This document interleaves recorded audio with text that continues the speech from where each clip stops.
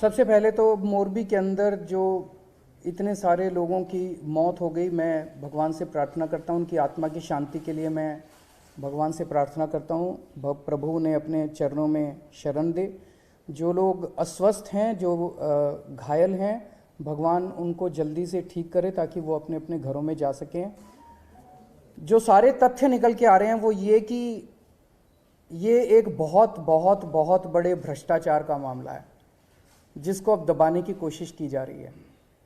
एक घड़ी बनाने वाली कंपनी को पुल बनाने का ठेका दे दिया गया। उसने कभी पुल बनाया ही नहीं था, ऐसा कहा जा रहा है। मैंने मीडिया में देखा, आप ही लोगों की स्टोरीज देखी। एक घड़ी बनाने वाली कंपनी को पुल बनाने का ठेका क्यों दिया गया? पहला प्रश्न तो यही उठता है। नंबर 2, उसको बिना टेंडर किए पुल रख रखाव का, मतलब मेंटेनेंस कह रहे हैं या रिपेयर कह रहे हैं, रिपेयर का ठेका क्यों दिया गया? दूसरा प्रश्न ये उठता है कि उसे किसी तरह का कभी एक्सपीरियंस नहीं था पुल रख रखाव का या पुल बनाने का। बिना टेंडर के उन लोगों को क्यों दिया गया? इसका मतलब उनके किसी ना किसी के साथ रिश्ते हैं, या तो इनके पार्टी के साथ रिश्ते हैं, इनके नेताओं के साथ रिश्ते हैं।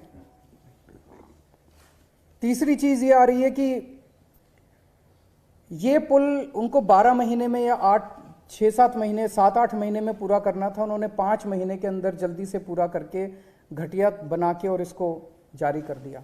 और अब ये जो एफआईआर भी दर्ज हुई है, एफआईआर के अंदर ना तो कंपनी का नाम है, ना कंपनी के मालिक का नाम है। तो अभी से अस्पताल की पुताई तो अलग है, लेकिन मामले की पूरी लीपा पोती पे चालू हो गया। उनको बचाने का, कंपनी को बचाने का और कंपनी के मालिक को बचाने का पूरा काम शुरू हो गया है। एक आरोप ये लग रहा है, ये पता करना, ये आप लोगों को पता करना पड़ेगा। मैं उनसे पूछना भी चाहता हूं कि क्या ये सच है जो आरोप लग रहा है कि उन्होंने इनकी पार्टी को चंदा दिया है और भारी चंदा दिया है, और क्या ये उसका एक तरह से वो है? तो ये सारे जवाब तो देने पड़ेंगे। इतने सारे लोगों की डेथ हो गई है, और मैं समझता हूं कि अगर 150 लोगों की एक डेथ इतने बड़े भ्रष्टाचार की वजह से हो जाए तो उस राज्य के मुख्यमंत्री को मुख्यमंत्री बने रहने का कोई नैतिक अधिकार नहीं है। गुजरात की सरकार को इस्तीफा देके तुरंत चुनाव करा देने चाहिए। मोरबी में जो 150 लोग मारे गए, मासूम बच्चे मारे गए, ये हादसा नहीं है, ये हत्या है, और इसके पीछे है भाजपा का भ्रष्टाचार। ये हत्याएं जो 150 लोग वहां पुल टूटने से, नदी में डूबने से मरे, ये हत्याएं हैं जो भारतीय जनता पार्टी ने की हैं। भारतीय जनता पार्टी ने अपने भ्रष्टाचार की वजह से की हैं। भारतीय जनता पार्टी के भ्रष्टाचार की वजह से गुजरात के मोरबी में 150 लोगों की जान गई है, मासूम बच्चों की जान गई है। मैं 150 लोगों और मासूम बच्चों के हत्यारे नेताओं और उनकी सरकार से 5 सवाल पूछना चाहता हूं। 5 सवाल। भारतीय जनता पार्टी से मेरा पहला सवाल है कि मोरबी में जो पुल टूटा उसके पुनर्निर्माण का ठेका एक घड़ी बनाने वाली कंपनी को क्यों दिया गया? एक ऐसी कंपनी को जिसने कभी सिविक वर्क नहीं किए, पुल कोई नहीं बनाया, उस तरह का कोई काम नहीं करती थी, सिर्फ घड़ी बनाने का एक्सपीरियंस रखने वाली कंपनी को पुल के पुनर्निर्माण का ठेका दे दिया। यह भारतीय जनता पार्टी जवाब दे कि यह क्यों दिया गया। दूसरा, कि इतना बड़ा काम और इतना महत्वपूर्ण काम, इतना सेंसिटिव काम, और उसका ठेका ऐसी कंपनी को दिया गया जो घड़ी बनाने वाली थी, वो तो किया ही किया, लेकिन बिना टेंडर के ठेका दिया गया। मोरबी के पुल के पुनर्निर्माण का ठेका बिना टेंडर के दिया गया। एक गैर अनुभवी कंपनी को बिना टेंडर के ठेका क्यों दिया गया? भारतीय जनता पार्टी के नेता जवाब दें इस बात का। भारतीय जनता पार्टी की गुजरात सरकार जवाब दे इस बात का कि बिना टेंडर के ठेका क्यों दिया गया मोरबी पुल के पुनर्निर्माण का। फिर जो डॉक्यूमेंट सामने आए हैं उनसे समझ में आता है कि यह पुल के पुनर्निर्माण का काम 8 महीने में पूरा होना था, लेकिन किस जल्दबाजी में, कौन सी ऐसी जल्दबाजी थी जिसकी वजह से यह 8 महीने का काम 5 महीने में लीपापोती करके पुल को खोल दिया गया। एक घटिया पुल बना के चालू कर दिया गया। यह मेरा तीसरा सवाल है कि 8 महीने का काम 5 महीने में लीपापोती करके पुल क्यों खोल दिया गया। चौथा सवाल मेरा यह है कि भारतीय जनता पार्टी बताए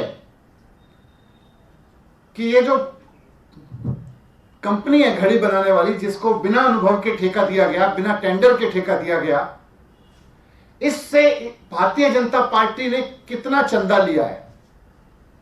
भारतीय जनता पार्टी ने इस कंपनी से कितना चंदा लिया है, भारतीय जनता पार्टी ने इसके मालिकों से कितना चंदा लिया है, और इस कंपनी के मालिकों की बीजेपी के किन किन नेताओं से नजदीकी है।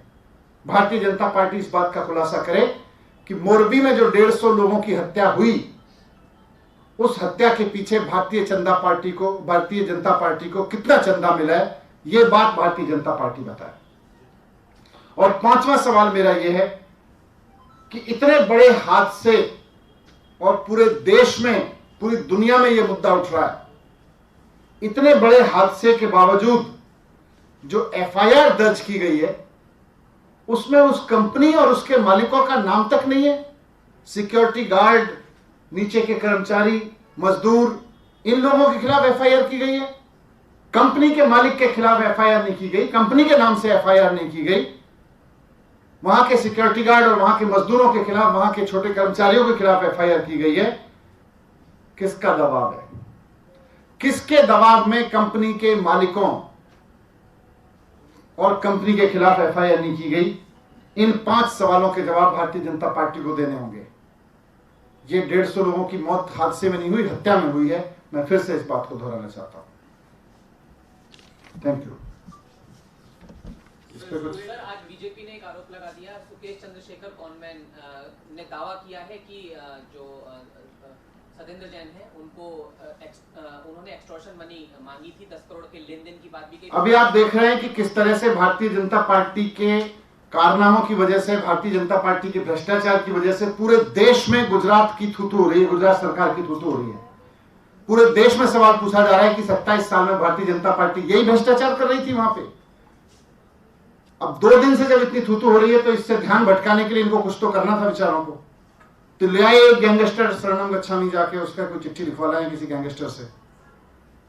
सर, पंजाब में आप लोगों के आंकड़े से पराली कम हुई है, बट अभी जो एनवायरमेंट रिसर्च सेंटर है मॉनिटरिंग का, वो कह रहे हैं पंजाब में पराली के आंकड़े बढ़े हैं। इस पर क्या कहेंगे आप? मेरे पास नहीं हो रिसर्च। दिल्ली में इस वक्त पॉल्यूशन को लेकर AQI देखिए वो लगातार बढ़ रहा है, उसका असल में कारण क्या है? क्योंकि हर साल सेम स्थिति देखने को मिलती है। असल कारण सबको पता है। अभी साफ सफाई ठीक से करा दो, धूल भी बंद हो जाएगी। और ईवी व्हीकल जिस तरह के लाए गए हैं उससे नीचे आ रहा है कार्बन। सर, गुजरात में पाकिस्तान और बांग्लादेश से जो शरणार्थी आए हैं उनको नागरिकता देने की बात कही चुनाव से पहले। सबसे पहले तो भारतीय जनता पार्टी अब चुनाव से पहले किस मुंह से चुनाव में जाएगी? इन 5 सवालों को गुजरात का एक एक आदमी पूछेगा कि 150 लोगों की हत्या क्यों कराई भारतीय जनता पार्टी के नेताओं ने, मासूम बच्चों की हत्या क्यों कराई भारतीय जनता पार्टी के नेताओं ने। इनको लग रहा है गैंगस्टर की चिट्ठियों से, इस तरह के चुनाव से पहले किए गए कि उससे चुनाव जीतेंगे। ये भारतीय जनता पार्टी को इस बार गुजरात की जनता इन 5 सवालों के बीच पर वोट करेगी।